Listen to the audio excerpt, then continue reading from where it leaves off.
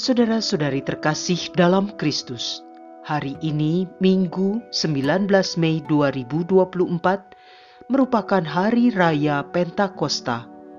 Bacaan dibawakan oleh Teresia Siska Chandra dan Sisilia Ira. Mazmur dilantunkan oleh Ivan Sura Atmaja dan renungan ditulis oleh Petrus Canisius Margo. Selamat menekuni Sabda Allah. Mari kita semakin mengasihi, semakin peduli, semakin bersaksi.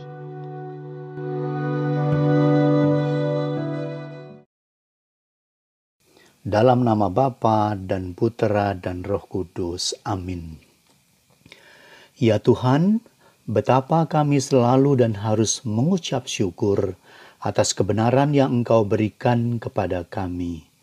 Mampukan kami untuk senantiasa hidup di dalam kebenaran itu. Amin. Bacaan dari Kisah Para Rasul bab 2 ayat 1 sampai dengan 11. Ketika tiba hari Pentakosta, semua orang percaya akan Yesus berkumpul di satu tempat. Tiba-tiba turunlah dari langit suatu bunyi seperti tiupan angin keras yang memenuhi seluruh rumah di mana mereka duduk. Lalu tampaklah kepada mereka lidah-lidah seperti nyala api bertebaran dan hinggap pada mereka masing-masing. Maka penuhlah mereka dengan Roh Kudus. Lalu mereka mulai berkata-kata dalam bahasa-bahasa lain, seperti yang diilhamkan oleh Roh itu kepada mereka untuk dikatakan. Waktu itu, di Yerusalem berkumpul orang-orang Yahudi yang saleh dari segala bangsa di bawah kolong langit. Ketika turun bunyi itu, berkerumunlah orang banyak. Mereka bingung karena masing-masing mendengar rasul-rasul itu berbicara dalam bahasa mereka. Mereka semua tercengang-cengang dan heran, lalu berkata, "Bukankah semua yang berbicara itu orang Galilea? Bagaimana mungkin kita masing-masing mendengar mereka berbicara dalam bahasa kita sendiri, yaitu bahasa yang kita pakai di negeri asal kita? Kita orang Parsia, Media, Elam, penduduk Mesopotamia, Yudea dan Kapadokia, Pontus dan Asia, Frigia dan Pamfilia, Mesir dan daerah-daerah Libya yang berdekatan dengan Kirene, pendatang-pendatang dari Roma, baik orang Yahudi maupun penganut agama Yahudi, orang Kreta dan orang Arab. Kita semua mendengar mereka berbicara dalam bahasa kita sendiri tentang perbuatan besar yang dilakukan Allah." Demikianlah sabda Tuhan.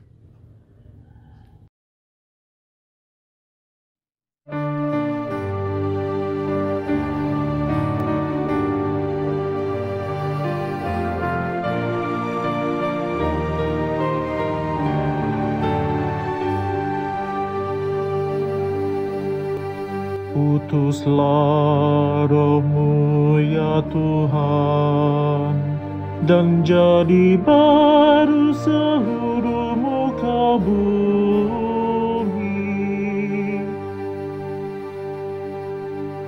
Pujilah Tuhan, hai jiwaku, Tuhan Allahku, Engkau sungguh besar. Betapa banyak karya-Mu ya Tuhan, semuanya Kau buat dengan kebijaksanaan. Utuslah Roh-Mu ya Tuhan, dan jadi baru seluruh muka bumi.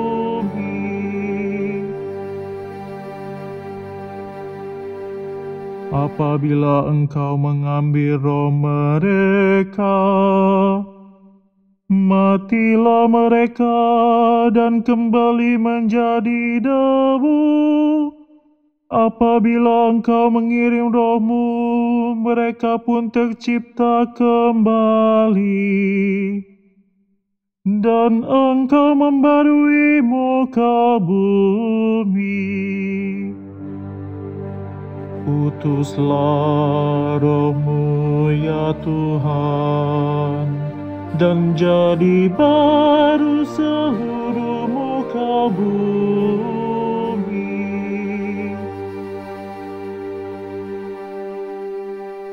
Biarlah kemuliaan Tuhan tetap untuk selama-lamanya. Biarlah Tuhan bersuka cita atas semua yang diciptakannya. Biarlah renunganku berkenan kepadanya. Aku hendak bersuka cita karena Tuhan. Utuslah Roh-Mu ya Tuhan, dan jadi baru seluruh muka bumi.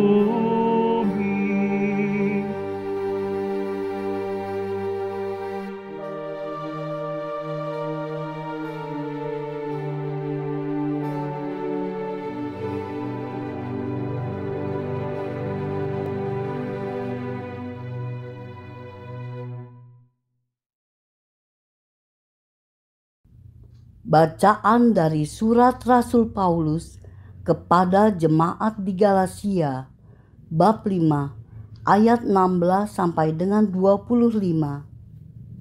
Saudara-saudara, hiduplah oleh Roh, maka kamu tidak akan menuruti keinginan daging. Sebab keinginan daging berlawanan dengan keinginan Roh, dan keinginan Roh berlawanan dengan keinginan daging.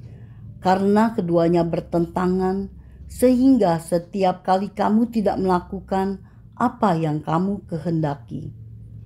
Tetapi kalau kamu membiarkan diri dipimpin oleh Roh, kamu tidak hidup di bawah hukum Taurat.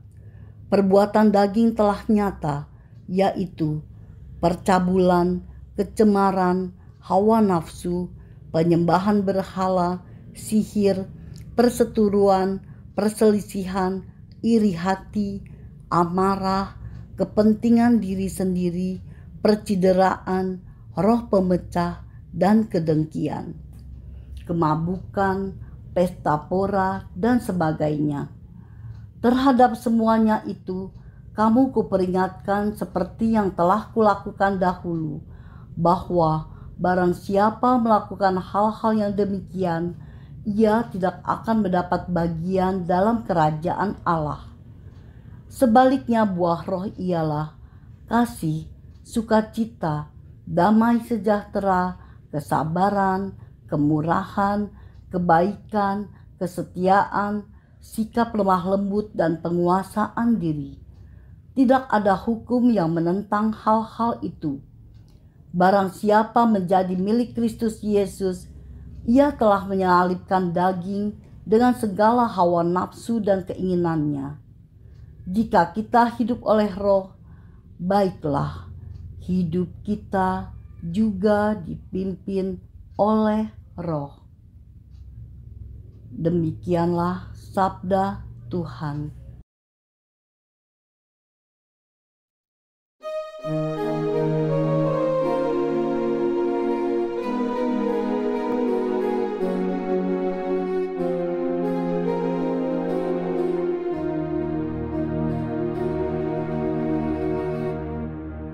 Datanglah Roh Kudus, dari surga sinarkan pancaran cahayamu.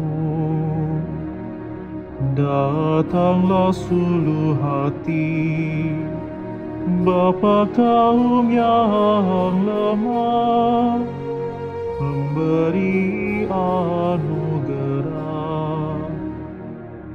Engkau penghibur ulungku, Engkau sahabat jiwaku, penyejukku yang lembut. Engkau segarkan yang lelah, Engkau tenangkan yang resah, Engkau melipur yang sendu. Oh cahaya mulia, penuhi hati nurani umat kepunyaanmu. Tanpa berkat restumu, hampalah manusia, tiada pun yang berguna.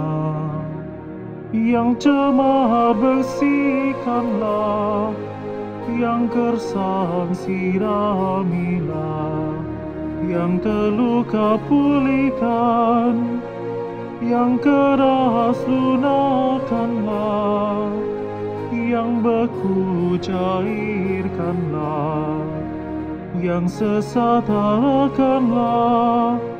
Limpahilah umatmu yang percaya padamu sabda karuniamu, dan curahkan anugerah akhir hidup bahagia, sukacita tak henti.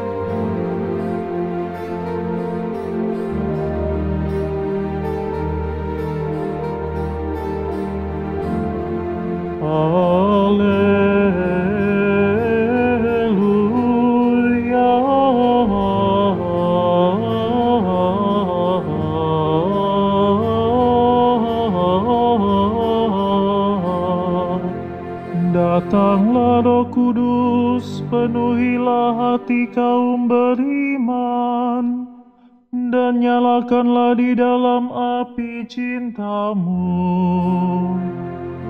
Haleluya.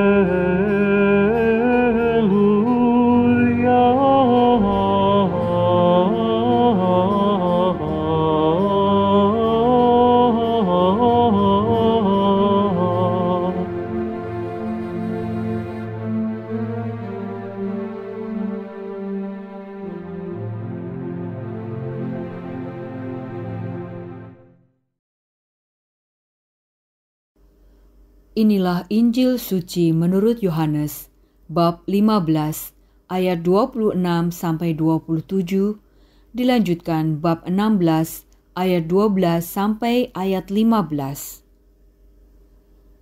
Dalam amanat perpisahannya, Yesus berkata kepada murid-muridnya, "Jikalau penghibur yang akan kuutus dari Bapa datang, yaitu Roh kebenaran yang keluar dari Bapa, Ia akan bersaksi tentang Aku.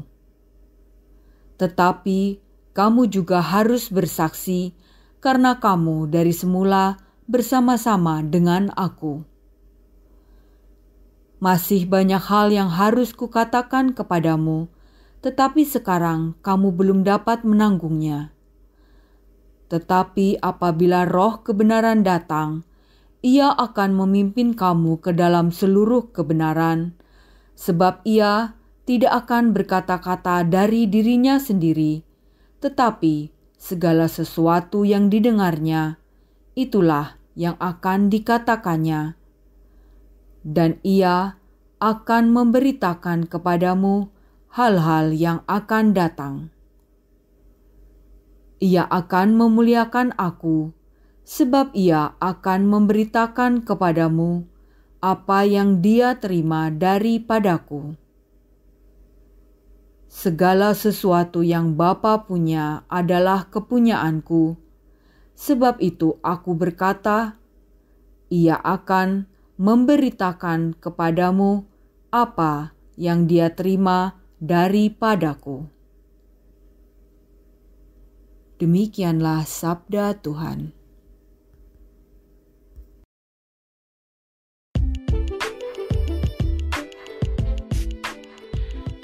jadilah di bumi seperti di dalam surga.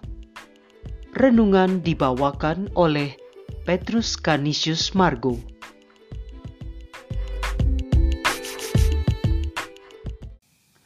Saudara-saudaraku yang terkasih di dalam Kristus, bagaimanakah Pentakosta itu terjadi pada saya dan Anda hari ini di zaman ini?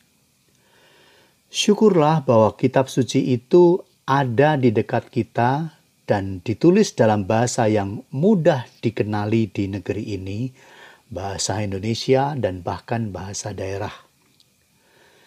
Kebenaran itu diberikan kepada manusia dalam bahasa yang dimengertinya. Dan itulah juga sebabnya perenungan sabda itu selalu diawali dengan permohonan hadirnya Roh Kudus supaya dimampukan memahaminya dengan benar. Dan pengertian yang diberikannya itu mendatangkan sukacita. Lalu manusia yang mengalaminya itu menjadi tergerak memperkatakan dan mewartakannya. Roh Kudus sendirilah yang menuntun dan menjiwai pewartaan sabda Allah itu sejak dahulu, kini, dan akan selalu demikian selamanya. Pewartaan dalam gereja dipupuk dan diatur oleh kitab suci. Kemudian ketika kebenaran itu harus meraja di atas bumi, maka manusia harus juga dipimpin oleh Roh Kudus agar bersih dari keinginan duniawi semata, karena keinginan duniawi saling bertentangan dengan keinginan roh. Galatia bab 5 ayat 17, sekalipun tidak ada buah roh yang berlawanan dengan hukum di segala bangsa. Adakah satu dari 9 buah roh itu, misalnya penguasaan diri, tidak diizinkan berlaku di satu bangsa di muka bumi ini? Saudara-saudaraku sekalian, hadirnya Roh Kudus itu tidak bisa lepas dari pewahyuan Allah menjadi manusia untuk misi kerajaan Allah, yaitu memerintahnya hukum Allah di dalam kehidupan umat manusia.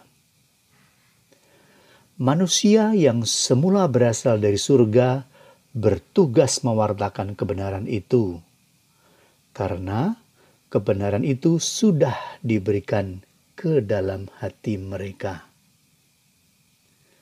Nah, sekarang saya mengajak Anda melihat lagi judul renungan ini, yaitu satu kata yang sengaja ditunda pemunculannya untuk mengakhiri renungan ini, yaitu kehendakmu. Jadilah kehendakmu di bumi seperti di dalam surga. Bukankah manusia harus taat pada kehendaknya? Mari menghadirkan surga di bumi. Marilah kita berdoa.